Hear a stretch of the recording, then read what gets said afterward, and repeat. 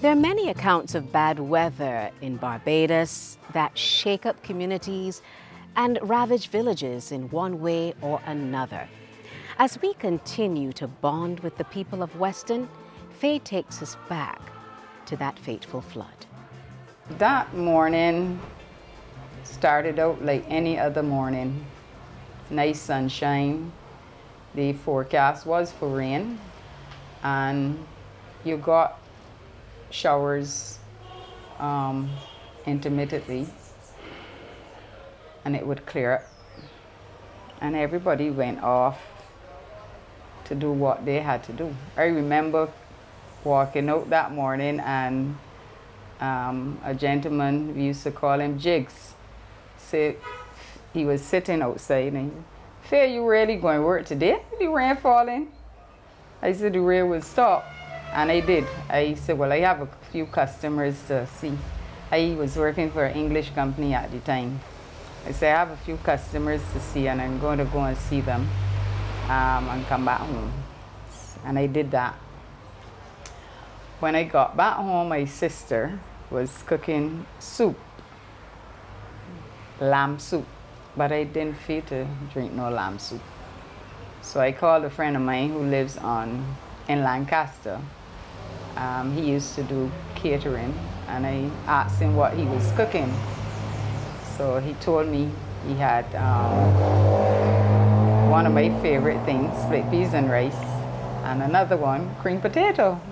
So I said, well, I'm coming for a container, and I left and went there, sat, chatted with his mom, and the rains came down and would not stop. And somebody came across to get food from him and said, you know, the pond, the bottom is flooded. I said, the bottom flooded? With the rain falling? I mean, it was falling all the time, yeah, but it wasn't falling enough to flood. So anyhow, when it held up, I said to him, we used to call him Dev, but his name was Wayne. I said, Dev, I can try to make it home. When I got down there, I only had a little charade at the time, and I loved that car. So I said, I'm not taking it through that water. So I went back by Dev and sat down. So, well, let me wait until this water subsides.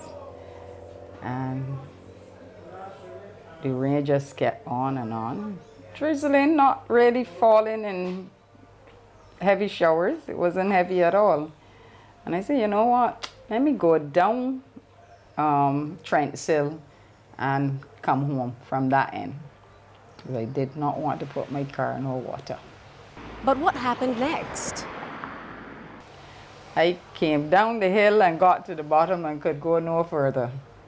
Trent was flooded. So I turned around and I went across the Trent's Gap. The guys said, Faye, you ain't gonna go through the water out there. I said, that bad? They said, yes. So I said, okay. I went by a lady called Gladys. We're good, very good friends with my family. And I said, well, I'll keep her company and chill out for a couple of hours with her. Gave me time to catch up and so. Meanwhile, I was there and the telephone rang, and it was her son. He used to work at Motor Services at the time. And he said, who is this? I said, Alvin, it's Faye. He said, oh, good, my mother in good hands. I don't have to come home. I said, cool. So we were just there talking and laughing and catching up. And next thing you know, I heard Father Hat's voice on the radio, the Radio Fusion. And then I heard this guy who used to live in the corner, guy named Roger Worrell. Father Hatch, Weston is flooded. Father Hatch said, where? He said, Weston, St. James. You know where Karu lives? By the fire station. And Father Hatch said, yes. He said, it's flooded. And then he said, oh my God, there's no No Carew house anymore. Carew house is gone. Carew's house is gone. And I said, Gladys, I got to go home. Because now I'm fearing for my mom. I said, Weston flooded. So I got in my car. I was not bothered about water or anything at that point. So while I was going across the top of, bottom of Trent, the guy said, we're going to push you through the water if anything happens. But it was not as high as I had thought at the time. And I went through, came through Mount Stafford very well into the garden. When I got in the corner, everybody was flagging me down. Faye, you can't go down the road, you can't go down the road. And I said, what happened? The bridge is out and a part of it is broken. So I turned up to St. Albans and crossed to the Glen Gap and parked my car by Grace Burnham. I said to Grace, I'm leaving my car here. If you want me to leave the keys, I can. She said, no, take your keys because I don't think anybody's going anywhere in any hurry. And with that, I came down the gap. When I looked down, all I was seeing is water. And then a guy said, Faye, you can't get home. There's too much water. I said, I have to get home. But something strange happened. And I looked and I'm like, where are the houses? All the houses, and I'm talking about wall houses that were on the left side. I wasn't seeing. Like, am I the right place? Anyhow, I am not a fearful person. So I say I have to go home. I took off my shoes at that point because I was still wearing them. Tucked them under my arm and I say I'm going through that water even if I have to swim through it. I managed to get home. When I got in, my mother said, how you get here? I said, well, I left my car by Grace. She said, how you get here? You want to realize that out there is dangerous? I said, yeah, but you home by yourself. You're my sister. So I had to come. When I heard Father had saying that Carew house gone, she said yes, and they can't find him in the water. So I immediately took the phone up and I called Whole Town Police Station first. And I was fortunate to have Owen Arthur's number, and I called Owen Arthur. And I say, you have to come to Weston. He said, Miss Lucas, Junior, we here, but I'm trying to get hold of Billy Miller. I said, well, whenever you come, you have to come by boat. There's no way you can get here by a vehicle other than a boat. Before I could get outside to help the guys, because the guys were trying to clear the debris and so that the water would go faster, I saw Billy Miller. I immediately went to her and I said, Mr. Arthur is trying to reach you. She said, yes. I made contact and I've told him about the situation. He is on his way with the team. And she said, I want you to tell the guys thanks because this could be worse had not for the guys coming out and helping to clean and clear. I left her and just went on with the guys trying to clear the areas that we saw debris and broken sprigs and things like that. By this time, Weston was in a state, with Carew's house out to sea. Meantime, the community continued to rally. Black and Leroy were coming in from fishing, and the guys were trying to tell them that Karu is out there. And at that time, he was still there, holding on to a portion of the house. But because the outside was so overcast then, and it was dark, kind of, and murky, plus they could not really understand. And, you know, the guys were just signaling to go. But by the time they got close, they realized what was happening. Not knowing that it was Karu, they thought it was just some person. And by the time they got close, he had let go of the part of the house and disappeared.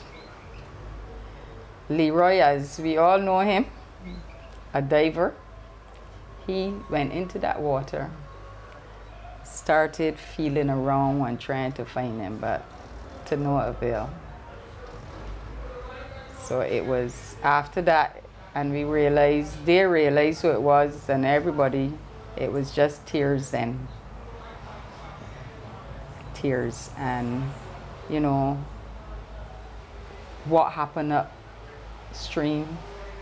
And I mean, if you saw the boulders that came down, massive boulders came down, and in the water, they looked like dumplings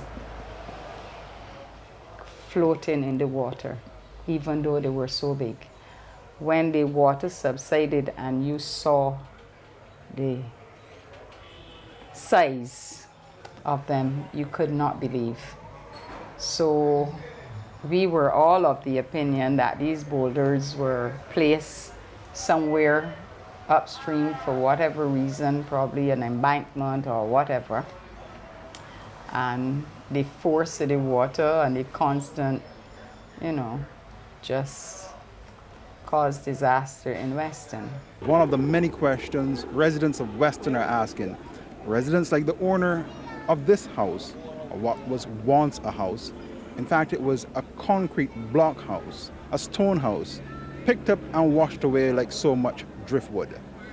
As in the case of Speightstown in 1984, when many residents blamed the newly built bypass road for damming the water, many residents here are asking why, what caused this disaster. Years ago, they say had tunnels, and about a year ago, the water had damaged it, and these come and fill it up solid, towing country plan load this, fill it up solid, and then bag all these millions of gallons of water. It had the way to pass, and then it bust down here and went down there till the way force. So you are of the impression that this is the cause of the damage. This bridge up here was the cause of the damage, because they had nowhere for the water to come out. It was a solid bridge. This they had to say solid boulders was down here. He bring boulders and treat down here and fill it up solid that heavy equipment can pass across it. Nowhere tall for the water to pass. And it bagged millions of gallons of water up in here. And when it burst it come down there till the way force. Right down here. That caused the damage all down there. Wash away houses, kill people all down there. We've never had it like that before, nor since. I don't remember we ever had them kind of flood. You might get the river, the canal there, the water come down, and if the debris block it would come over the road, but we never had that kind of flooding before. We've never had that. You would hear about the gully being out, which would be, you know, if you have a lot of rainfall, and as Mackie said, if the debris is not cleared prior to, you would get the water backing up in the canal, which goes into the pond and out to the sea. But it never like came across the road and shifted houses and had you in trouble not being able to walk or pass. Persons, and I mean Raw Eastman and a team, as you know, he was the representative for St. James at that point, and he and a team from his ministry and other ministries walked the gully from the bottom all the way up to the top to see if they could determine where it started and what had happened, but nothing official came to us, so we were just left wondering what and how and why something like this had happened and happened here in Weston. And I mean, people who lived on the hillside could watch the water would tell you how it was with the stones coming down, the boulders coming down. And they themselves did not realize how massive they were until, you know, there was no longer any water, and we saw some of them. One was lodged by the center. At that time, the center was paved and paled with fencing, because we used to play volleyball and road tennis and basketball and netball over there. And the water took all of that fencing. What it didn't take, it wrapped up the fencing. One guy, their house was moved as well, John. He's now a teacher.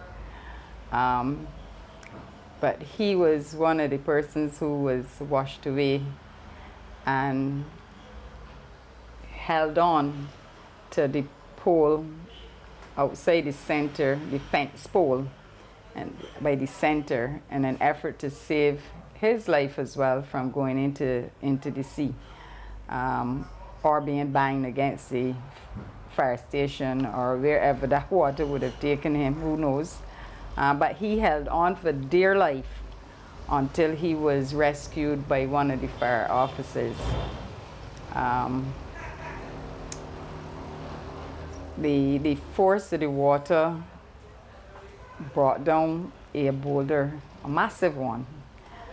We don't have the very big ones anymore, but that actually went and lodged itself right where Karu's house was located. And it wasn't moved until a long time after the cleanup. And Carl Williams, well, I should say C.O. Williams, was one of the persons instrumental in getting the place cleaned up as quickly as possible. And then after a while, they took away those larger boulders. I guess they used them in some other sphere of construction. But the one that we have in the park, it was a decision by the then PIC, which was headed by Pat Thompson Harris, in memory of Karu. So we had a plaque and everything done for him, and we had a little service too. The church on the opposite side, they blessed the park and everything, and I am happy that government continue to look after the park now, when they've put swings and slides and things there as well, and have it nicely beautified. So that is one positive thing that I believe came out of that. I would have liked to see the park bigger, but this was not to be because of other factors, but yeah. But there's two remaining there, one with Peru plaque and the other one right in the back of the center there. They're the two that they leave, but there were many of them. The harrowing task was a bitter pill. It was still very somber. Everybody put their hand to the plow, and I mean everybody. The young, the middle-aged, the elderly who could, they all came out, sweat, brought buckets of water. The firemen washed down the area, the muddy areas, from the center, and the surrounding areas and all through Dublin Gap, you know, because they have those big hoses. But the children saw it as a way of fun too. And we gathered the debris, put them in piles for when they were to be taken away. And everybody worked as a team, but still feeling very drained and sad, because it was not only that Karu had lost his life, but homes and people were displaced, and a number of people. What was going to happen to them, nobody knew. Nobody had gotten the answer right away. So people had to be housed at either friends or neighbors. The government took some into various units. But I would say the Barbados Labour Party at that time very quickly said, we are going to rebuild and recite all those persons who were displaced. So when you think about people getting into action, that is the action time. When everybody put their hand to the plow and you really saw a community coming together. And that is, it makes, you know, living in Weston. And I always tell these youngsters, I wouldn't trade it for any place else. You see good, you see bad, but it's the best neighborhood. The harrowing task of searching for their beloved Karu continued. Every day the guys would go out, and Black, Leroy, some of the older fellas would go out trying to find the body, as well as divers from the Defense Force and probably Harbour Police, because I think we still had a Harbour Police at that time. They would go looking. When they found them, it was a relief. Welcome to the CBC Evening News for Saturday, August 5th. I'm Sophia Alsop. Today's search for Calypsonian the Great Carew came to a sad end. Neville Blackman, 61, was pulled from the waters off Weston St. James just after 11 this morning. CBC's Michelle Arthur reports. To alert officials at the Old Town Police Station that a body was floating in the waters off Weston. Coast Guard officials then removed the body from the water, assisted by 2 fishermen from a nearby boat. The body of the Calypsonian arrived at the Coast Guard Willoughby Fort headquarters at 20 after 1, dressed in a mustard pants and a bright yellow t-shirt. The body was inspected by medical doctors, and relatives were summoned to Willoughby Fort for the grim task of identification, made even more difficult by the battering the body apparently took during its 2 days in the water. The body was then taken to the Queen Elizabeth Hospital before going to the Two Sons Funeral Home. The discovery of the body brought the end to 72 hours of speculation that he could still be alive after his home was swept away by flood waters on Thursday. The Great Carew, dead at 61. Michelle Arthur, CBC News. Because, you know, you can now have a final. And then putting the plans for the funeral together. It was held at Abundant Life. Because one, he wasn't from this neighborhood, as Mackie would have said earlier. And he worked at St. Leonard's for a number of years. So I guess the family thought it was fitting then to have it at a church in town. So it was at Abundant Life, and the guys got a bus, some of them, and went up Those who had cars drove, and we all went up to the funeral. It was going pretty good. Everything was good until the pastor said what he said. You know, when he alerted to the fact that the Bible bill is rock on sand. House is on the sand. And that is when you saw an empty church. People started walking out. Mac Finger, the Calypsonians, everybody. I don't think it was appropriate for him to say it at that time. But we went on to Westbury Cemetery and laid him to rest. And he is not far from our lips. And we don't only talk about him when the crop over season come along or the calypsos come.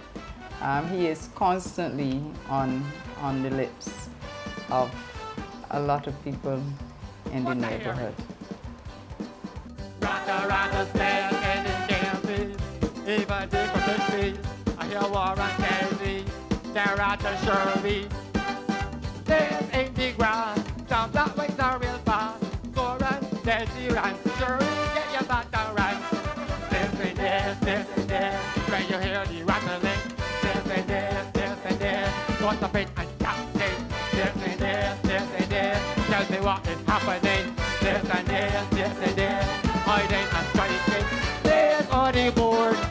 Couples of bones, they're in action. Where the poison is throw. Less than the Karu. In the country up there, in the city up there, all around me is there. Throw. Snails ain't the grass, dirty as slimy.